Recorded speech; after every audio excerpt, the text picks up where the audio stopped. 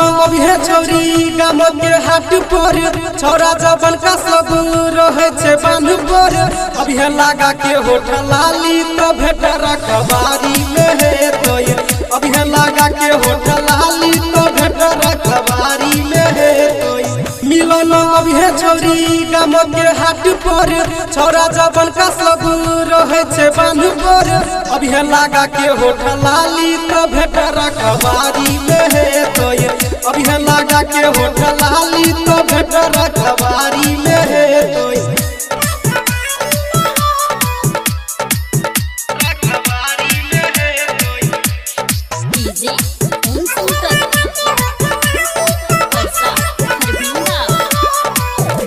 लडियाही के पोखर पर जखने आबोई छे मारन के छौरा सब ताकत रहई छे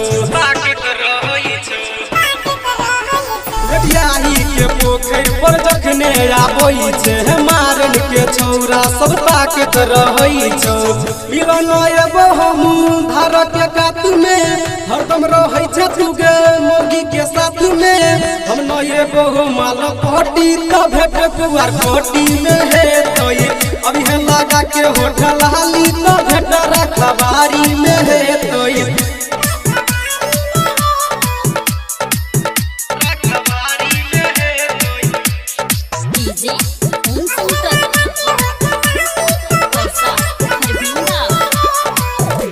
गोसल्ला घर गम्मा के बातें नहीं करे बेलहा के छौरा हरदम साथे में रहे गोसल्ला घर गम्मा के बातें नहीं करे बेलहा के छौरा हरदम साथे में रहे मिलन एबो हम सुने बरसाम गे ओतो के बुढ़िया सब छे जहर के पुरिया गे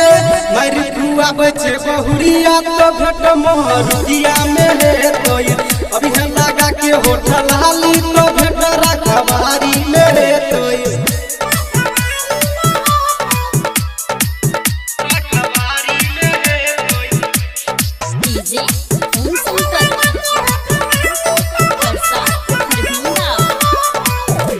गे अंधारा थारी छे बड़ी डेंजर बाजार गे ओतो के नामी बाबा मिष्टान भंडार गे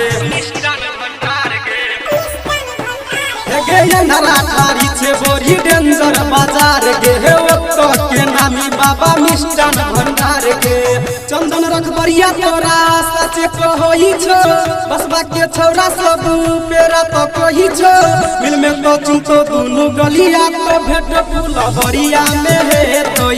अभी लगा के होठल लाली तो भेट रखबारी में है तो मिलन अभी छौरी गाम के हाट पर छौरा जबन का सब